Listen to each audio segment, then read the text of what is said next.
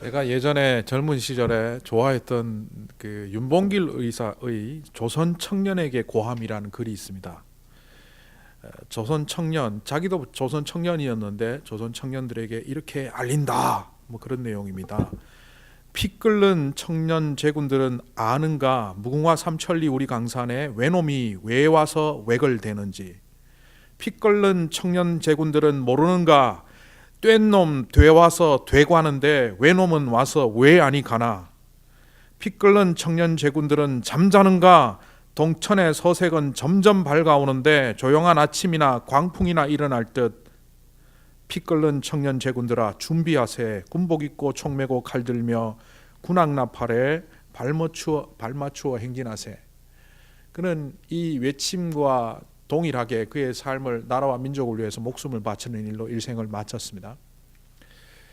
오늘 이 설교와 아무 상관없는 이 조선 청년에게 고함, 이 메시지는 저에게 젊은 시절 내가 어떻게 살아야 될지를 한번 생각하게 하는 그런 글구여서 읽어드렸습니다. 그런데 오늘 이 말씀을 보면 믿음이 없는 세대여 내가 언제까지 너희와 함께 하리요.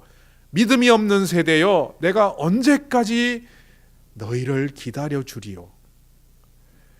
조선 청년인데도 불구하고 조선 청년처럼 살지 않는 당시의 젊은이들에게 윤봉길이 외쳤다면 예수님께서는 믿는다고 말하면서도 믿음 없는 세대처럼 살아가는 그들에게 믿음 없는 있는 세대로 살아가라고 권고하시는 말씀이 오늘 말씀입니다.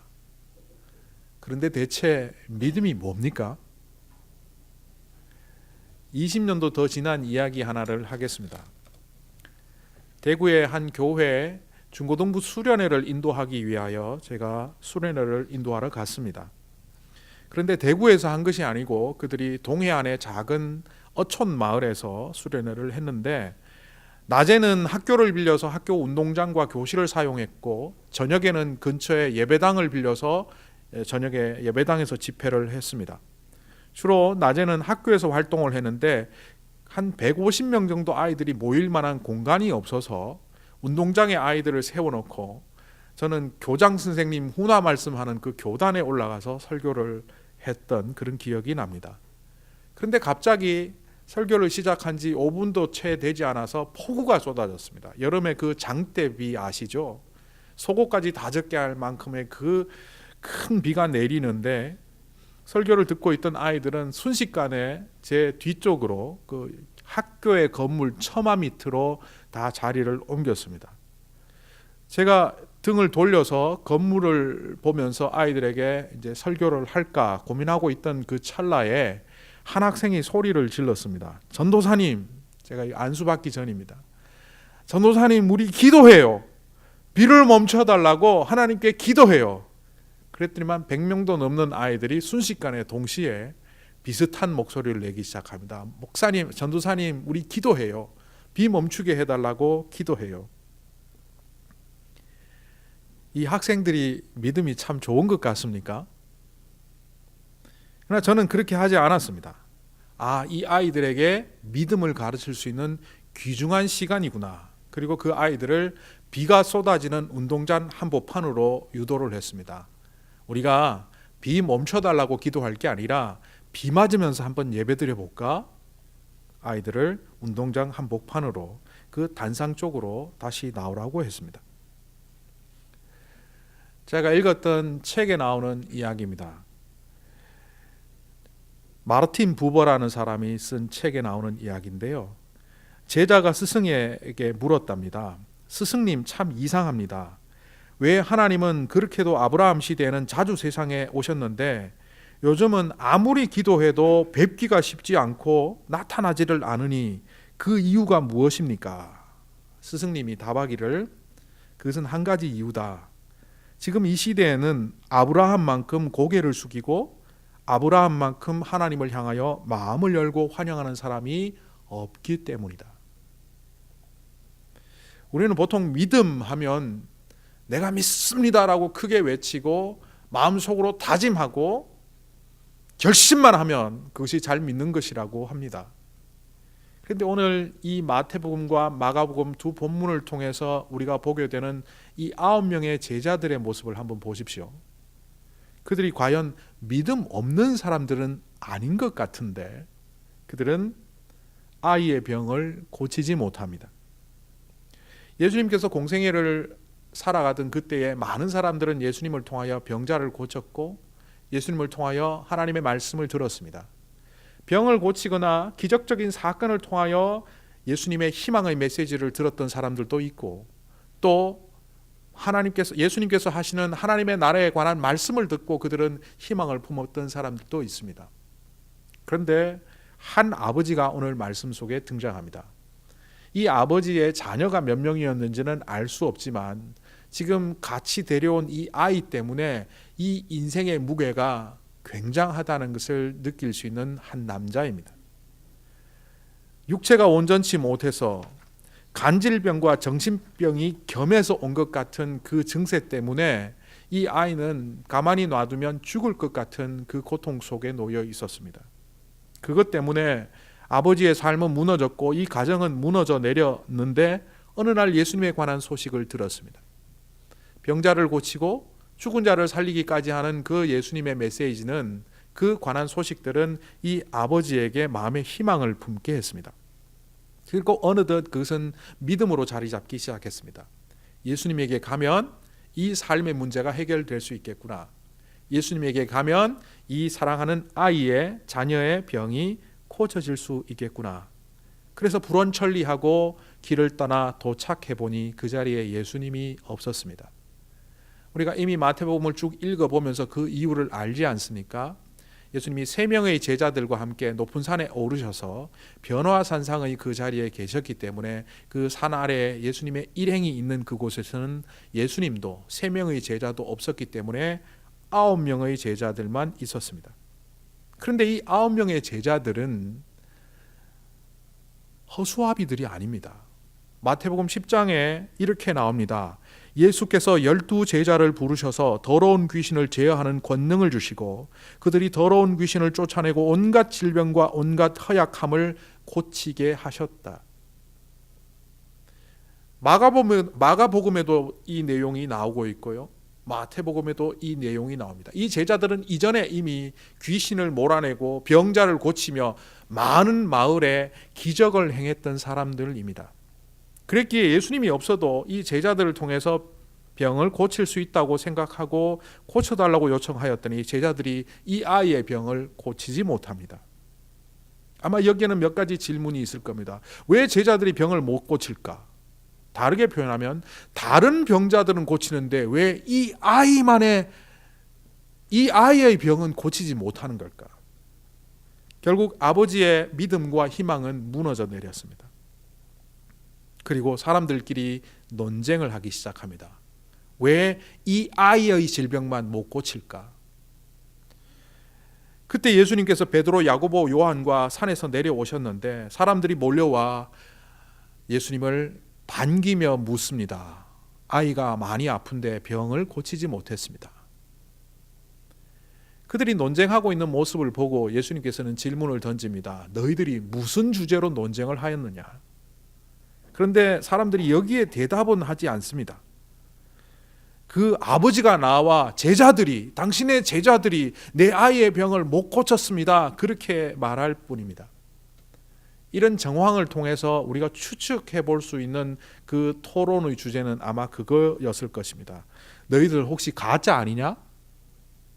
아니면 이전에 고쳤다는 것이 다 속임수 아니더냐? 율법학자가 이 토론자로 등장하는 것을 볼 때 예수님에게 반감을 가졌던 사람들은 예수님이 지금까지 고쳤던 병들도 아마 가짜이거나 허구일 수도 있다는 그런 질문을 했을 겁니다. 그런데 제자들은 반박을 못하죠. 공경에 빠져있는 그때 예수님이 내려오시니까 예수님께 득달같이 달려와 도움을 요청했습니다.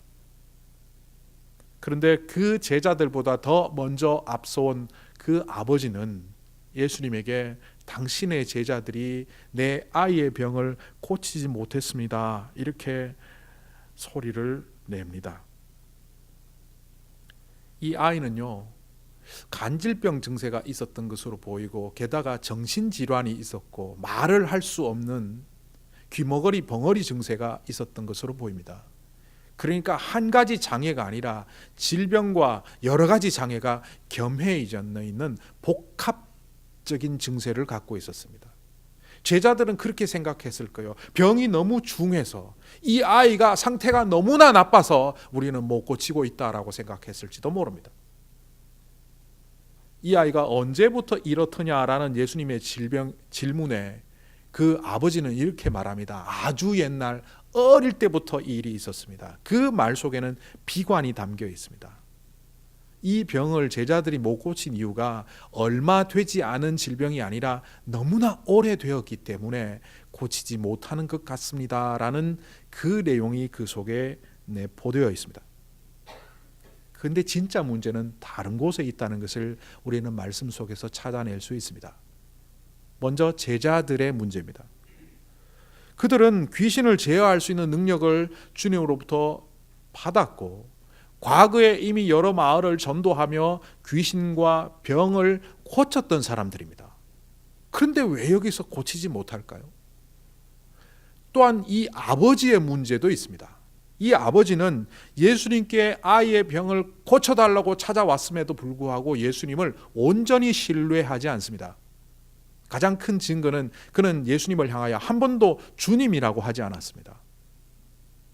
존경은 하지만 전적인 신뢰와 의뢰를 하지 않고 있는 모습을 그는 보여줍니다. 이렇게 대화 나누죠. 할 수 있다면 병 한번 고쳐주세요. 할 수 있거든이 무슨 말이냐? 네가 그 믿음 없음 때문에 이런 일이 일어난다는 것을 아직도 모르느냐? 그 예수님의 지적에 그는 말을 고치죠. 믿습니다. 내가 믿습니다. 믿음 없으니 나에게 믿음 주시고 도와주시옵소서. 결국 이 제자들과 이 아이의 아버지는 예수님을 존경하고 믿고 따르는 사람들입니다. 그런데 그 사람들을 향하여 오늘 예수님은 믿음 없는 사람들, 믿음 없는 세대라고 말합니다.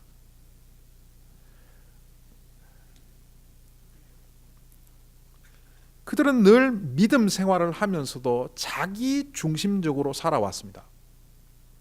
그러다 보니 예수님과의 관계 속에서 이 믿음이 성장하고 성숙해야 된다는 사실을 망각한 채 믿음이 내가 있다라고 착각하며 살아갔습니다. 그런데 결정적인 순간 그들의 잘못된 믿음이 드러나지 않습니까? 그 아버지는 할 수 있으면 해달라는 비관적인 믿음을 보입니다. 그런 그들을 향하여 예수님은 말씀하십니다. 겨자씨 하나일 만한 믿음만 있을지라도 산을 들어 옮길 수 있다. 우리나라 말에 가장 작은 것을 상징할 때 좁쌀을 예로 듭니다. 사람의 마음이 정말 좁다라고 할 때 아이고 좁쌀 영감. 이 겨자씨가 좁쌀보다 크지 않습니다. 예전에 그 볼펜을 쓰다가 잉크가 옆으로 셀 때 좀 찌꺼기가 남을 때 펜을 이렇게 휴지 같은 데다가 닦지 않습니까? 그 닦을 때 남는 그 흔적, 그 정도 사이즈라고 보시면 됩니다. 겨자씨는 그러니까 유대인들이 어떤 것을 비유로 들 때 가장 작은 것을 상징하는 것입니다. 우리가 말하는 좁쌀 비슷한 겁니다.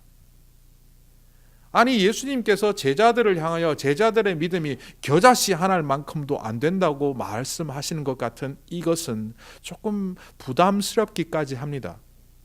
그런데 예수님은 여기서 믿음을 크기로 말하자는 게 아닙니다. 예수님의 다른 비유 속에 이런 비유가 있었죠. 천국은 겨자씨 하나를 같다.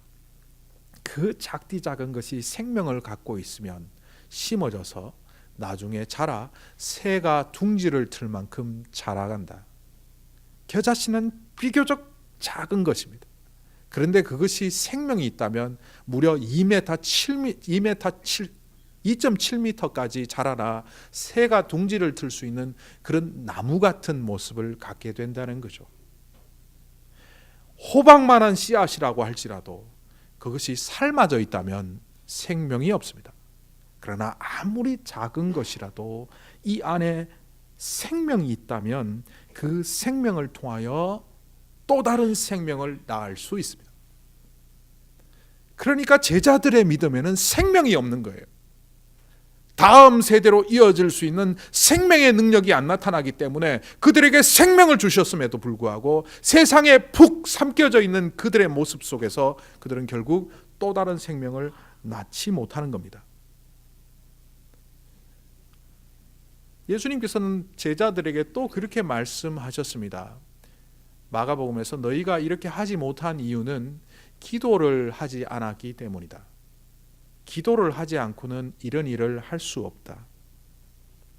얼핏 보면 열심히 외치고 큰 소리로 외치고 주여 믿습니다 이런 기도를 안 했기 때문이다 라고 말하는 것처럼 보이지만 이 내용은 전혀 그런 의미가 아닙니다.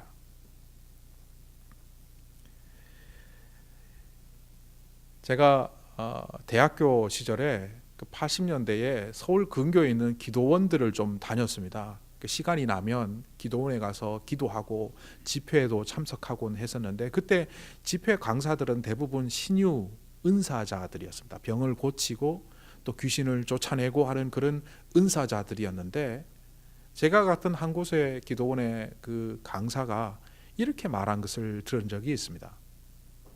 어제 내가 15명 귀신 쫓아내고 병 고쳤어.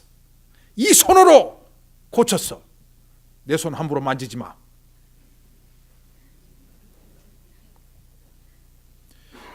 세상에 이런 말을 하죠.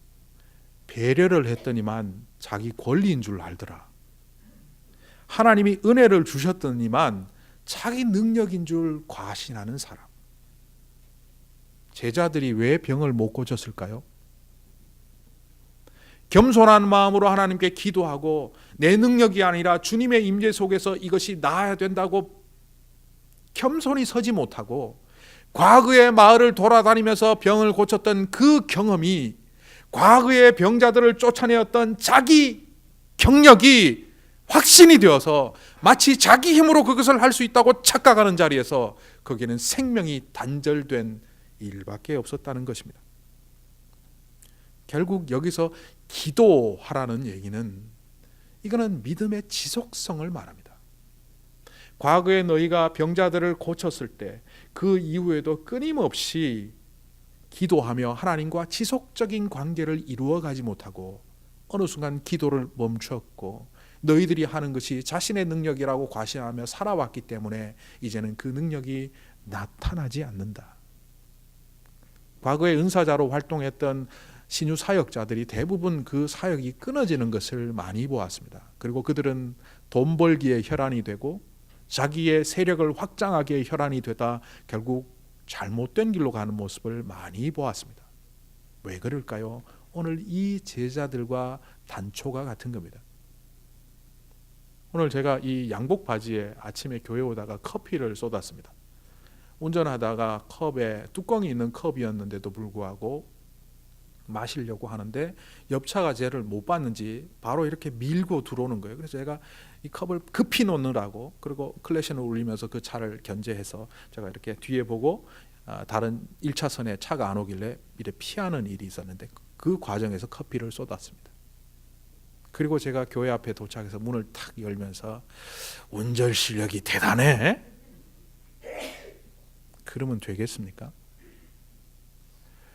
과거에 제가 운전면허는 땄지만 아직 많은 운전을 하지 못했던 그런 상태에서 전임사역을 시작하게 되었고 그럴 때 운전 핸들대를 잡을 때마다 신방을 갈 때마다 하나님께 기도를 했습니다. 서울을 누비며 사고 나지 않도록 해주시고 신방 다닐 때 문제 없도록 지켜주세요. 저녁이 되면 또 퇴근할 때 그 핸들대를 붙잡고 또 감사 기도를 드렸습니다. 그렇게 한 달, 두 달, 석 달이 지나가다 보니 어느새 저는 한 손 잡고 뭐 먹으면서 운전하는 실력이 출중한 운전자가 되었습니다. 그러다 어느 순간 깨달았습니다. 내 믿음 생활이 이와 같구나. 하나님께서 은혜를 내려주시고 지켜주셨는데 어느새 그것이 내 것이라고 착각하며 기도를 멈췄고 핸들대를 잡으며 기도하지 않았고 심지어는 그 좀 전에 설명드린 위험한 사고를 잘 모면하면 야, 내가 운전 실력이 많이 늘었구나 착각하는 사람이 되었구나. 우리가 입으로는 믿음 말하지만 우리는 끊임없이 죽어가는 믿음의 자리에 가고 있다는 사실을 모르고 살아갑니다. 오늘 이 사건을 통하여 말씀해 주시는 것이 무엇입니까? 열심히 기도하고 믿음 생활했지만 그 기도조차도 자신의 욕망을 이루는 수단으로 사용했던 우리들이 하나님과의 관계를 지속적으로 유지하기 위하여 기도하며 믿음으로 서야 한다는 사실을 우리 주님은 말씀해 주십니다. 만약 이것을 하지 않으면 우리는 어느새 믿음의 생동감을 잃어버립니다. 믿음의 영적 생동감을 잃어버리면 어떻게 되는지 아십니까? 똑같은 일을 하는데 의미를 상실합니다. 어떤 사람이 목소리가 잘 나오지 않아서 하나님 저에게 목이 다 낫게 해주시면, 성악을 전공한 분이었는데 이것을 통하여 귀하게 하나님의 이름을 높이겠습니다. 그가 목소리가 돌아오고 좋은 목소리를 갖고 계셨을 때 세계적인 소프라노로 활동을 하게 되었고 너무나 분주해서 그런 기도조차 한 줄 잊어버렸습니다. 그런데 그 어머니가 그에게 상기시켜 주었습니다. 네 목소리를 통해서 하나님께 영광을 돌리기로 했다는 것을 잊지 말아라. 신영옥 씨 이야기입니다. 그가 가장 왕성한 활동을 할 때 한 주도 시간을 뺄 수 없을 때 그는 그의 어머니의 나누는 그 생각에 따라 몇 달을 비우고 찬양 CD를 만드는 일을 했습니다. 처음에 이렇게 말했죠. 엄마, 내가 지금 너무 바빴어. 조금 한가해지면 그때 찬양 CD 만들게. 어머니는 그렇게 말했답니다. 네가 한가해질 때는 네 목소리의 절정이 꺾인 다음이야. 왜 못한 소리로 하나님을 찬양하겠다는 거냐? 절정일 때. 최고로 전성기에 있는 바로 지금 하나님께 찬양하는 것이 네가 하나님께 기도한 내용이야. 깨달았던 신영옥 씨는 결국 모든 스케줄을 비워두고 엄청난 재정적 손실을 입으며 찬양 CD를 만드는 일에 헌신했습니다. 우리가 영적 생동감을 잃어버리면 하나님께서 주신 달란트가, 하나님께서 주신 은혜가, 하나님께서 주신 재능이 내 것인 줄 착각하고 사는 거죠. 그래서 나의 이득을 위해서만 살아갑니다. 그러다 보니 어느새 마음속에 겸손이 사라지죠. 하나님의 영광을 위해서 살겠다는 그 겸손한 마음이 사라지고 점점 자기가 드러나는 삶을 살게 됩니다.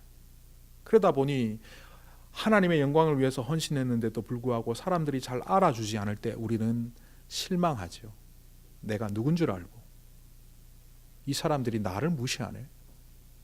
내가 왕년에 어떤 일을 했는데. 이렇게 마음의 겸손이 사라지는 사람 안에는 결국 평화가 깨어집니다. 자기를 알아주지 않는 이웃과 자기를 인정하지 않는 가족들과 자기를 돌아보지 않는 공동체를 향하여 분노를 품고 살아가게 됩니다.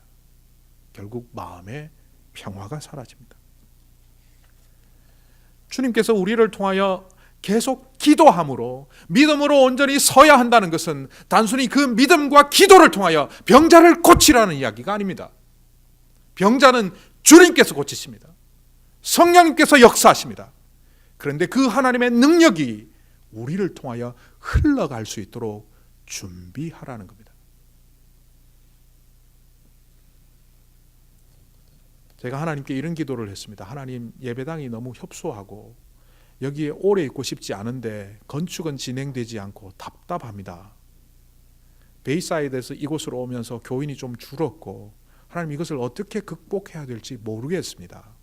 하나님, 이 광야 생활을 속히 끝내게 해주십시오. 평화가 깨어진 채 하나님께 간군지 짜증인지 모르는 기도를 드리는 저에게 성령님이 저에게 말씀하셨습니다. 광야를 즐겨라. 이스라엘 백성들이 애굽에서 나왔을 때 자유인이 된 것 같았지만 그들의 마인드는 노예 근성 그대로였습니다. 조금만 불평이 일어나면, 불만이 일어나면 애굽으로 돌아가자 했습니다. 심지어는 모세와 하나님을 추종하는 세력들을 제거하고 반역을 일으켰어라도 다시 애굽으로 가려고 시도조차 했던 그들입니다. 그러니까 그들은 철저히 정신이 썩어 있거나 노예 근성을 갖고 있었습니다.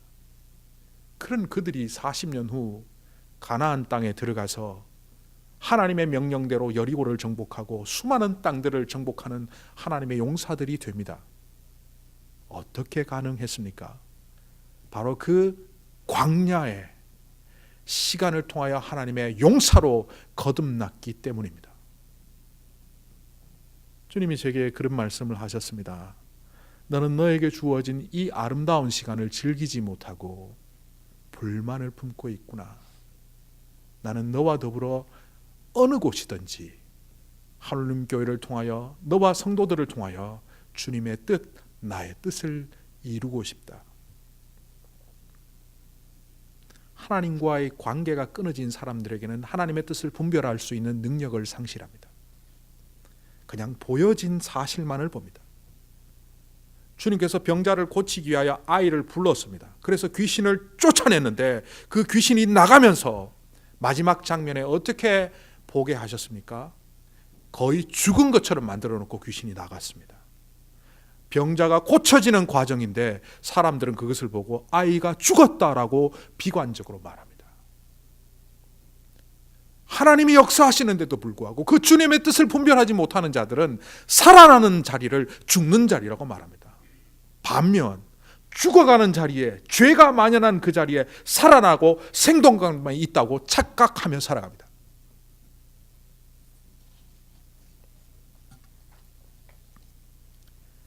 제가 좀 전에 소개해드린 그 책은 마르틴 부부의 신의 일식이라는 책입니다. The Eclipse of God. 마르틴 부부가 그 책을 통하여 말하는 것은 이런 내용입니다.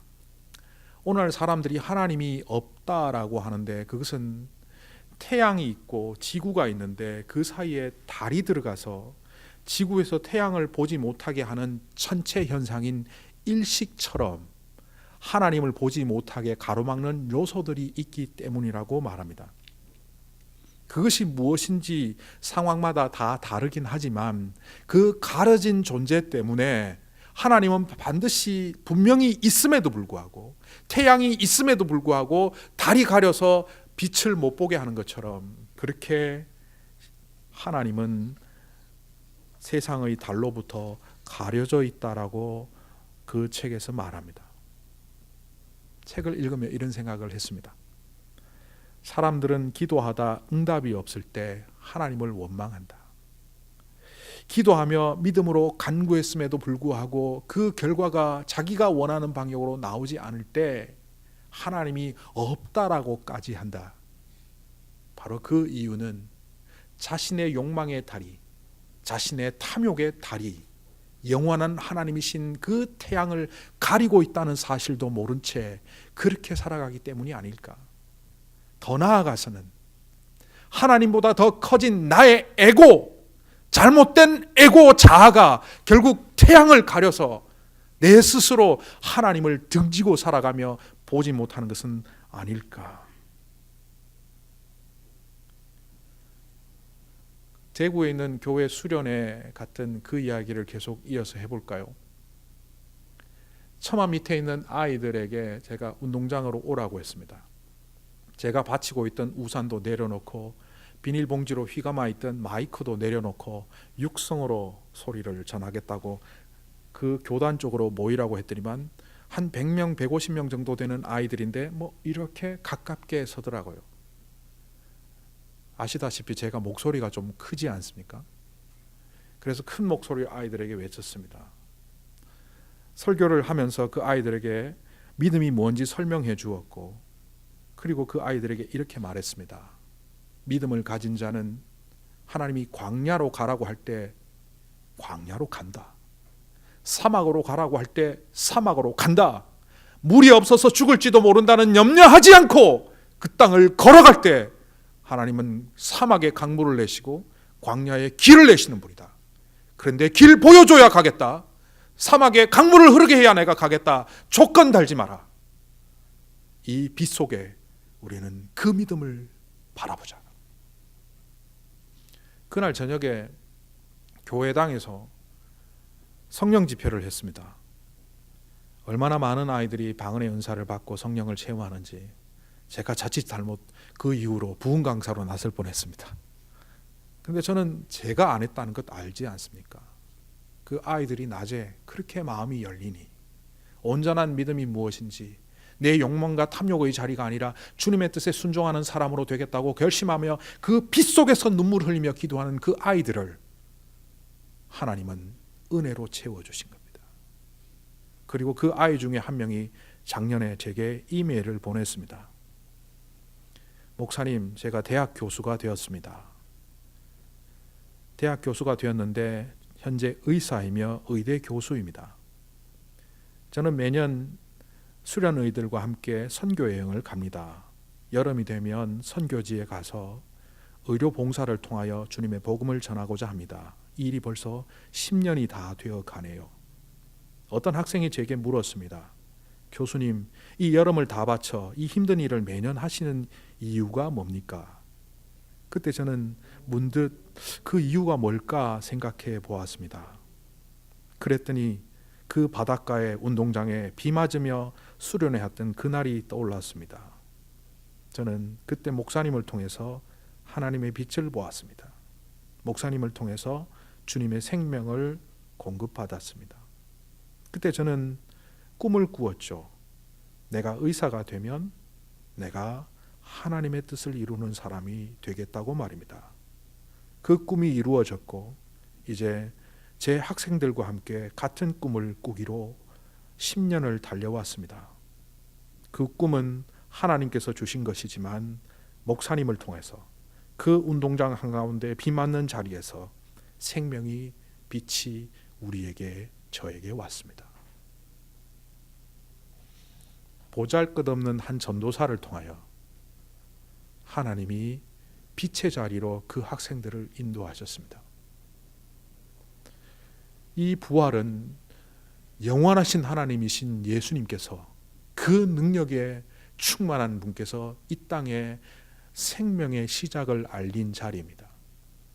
부활은 주님의 부활을 찬양하고 감사하고 끝나는 날이 아니라 이제 태어난 우리들이 하늘의 미랄이 되어 썩어지고 죽어갈 때 30배, 60배, 100배의 결실로 이 땅에 생명으로 넘실되어야 되는 그 시작을 알리는 선언입니다. 그것을 망각한 채 믿음조차도 나의 욕망의 수단으로 살아가는 오늘 이 믿음 없는 세대들을 향하여 참다운 믿음, 주님의 뜻을 이루는 믿음으로 살라고 우리에게 부활의 소식과 더불어 선포하십니다. 기도하시겠습니다.